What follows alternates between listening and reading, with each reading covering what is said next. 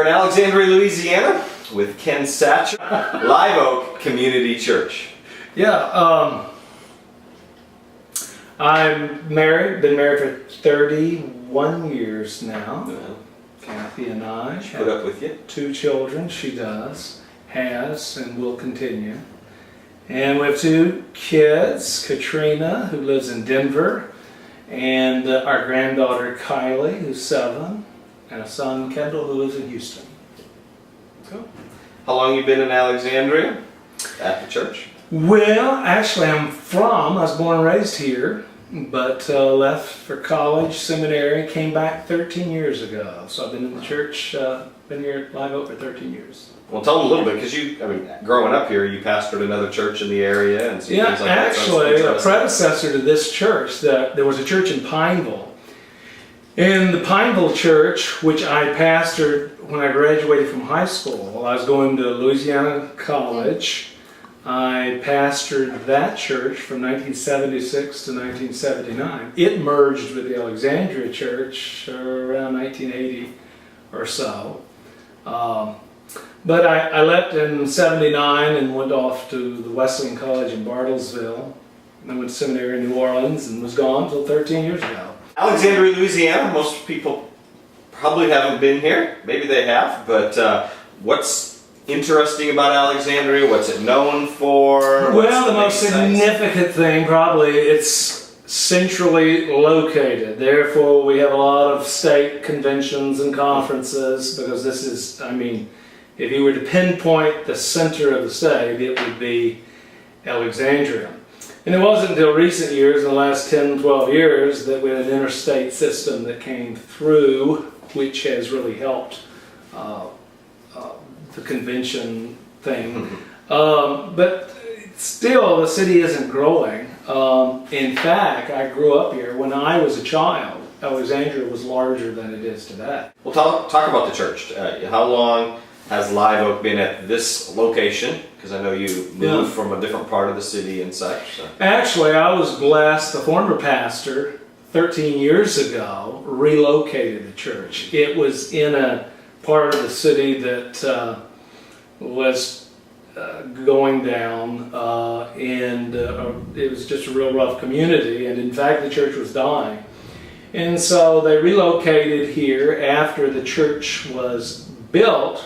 After they transitioned, the pastor resigned, and I got to move in with it all completed. Spanking brand new building. Which was wonderful. Having gone through 2 building projects myself, I wasn't eager to go through another one. Still don't want to go through another one. But anyhow, I was blessed to be able to move in. And the church has grown significantly in those 13 years. So how do you describe Live Oak to people? Or what's the culture of this? Every church kind of has its own flavor. And as you describe Live Oak, what's it known for? What would you say about Live Oak?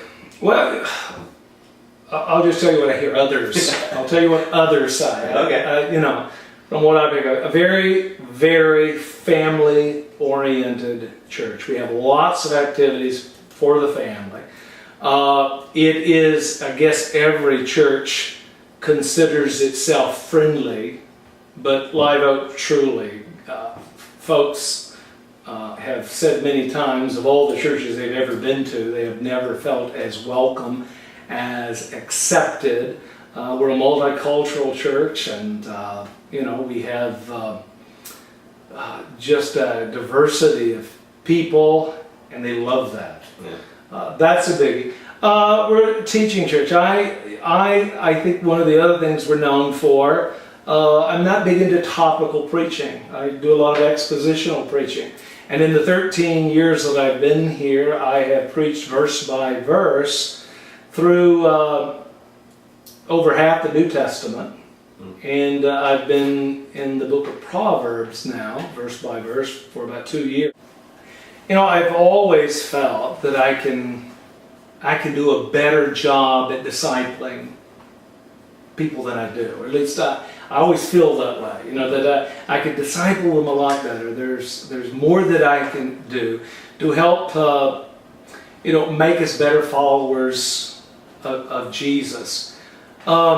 one of the things that I have felt, I guess the Lord has impressed it upon me, is that of all the things that we emphasize, I'm not certain that we emphasize prayer enough. And so one of the things that we're going to be doing is organizing a prayer ministry, which we presently don't really have.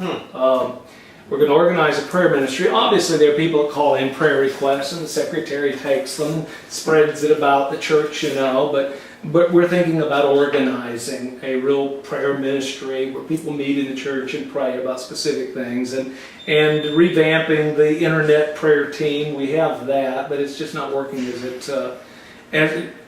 it should. You're ahead of us. I'm wanting to see the church experience more growth, and not just numerical growth, but new believers, new disciples. And so intentional evangelism is something that we're hoping to do. Well, it's always fun to baptize 1 or 2 or 3 Absolutely. or 4 or 8 or 10, and that kind of momentum in terms of... And baptisms is a biggie for us. And so that's, I think there's the real sign.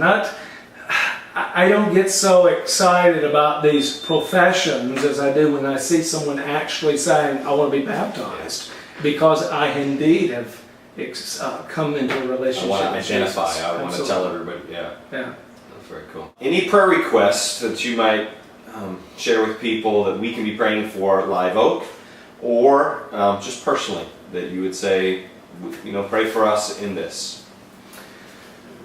No, as you know, Dwight, I have some personal challenges in caring for my wife, who is ill 2 years ago, had a brain aneurysm rupture. And so her short-term memory is very, very poor. And, in fact, every day is sort of like a new world for her. It's just... And there's some challenges there, and so a lot of my time is devoted to caring for her, even during the day having to leave the church and going back home and checking on her back and forth. So she is staying at home now during she the day. is. She has progressed to the point that she actually comes with me every morning, and then we go home at noon for lunch, and I leave her there at noon. And then stay in touch with her, and sometimes I have to go back to the house. If I call to check on her, she doesn't answer, so that kind of thing. But also being a family-oriented church, families today are just being pulled apart, and so I'm having to do a lot of counseling and keeping the family together, and that is a... I just see this unbelievable attack, the enemy attacking the families.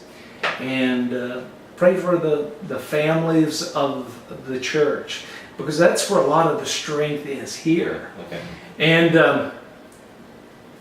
that we just might be faithful in doing the things that we know we're supposed to be doing.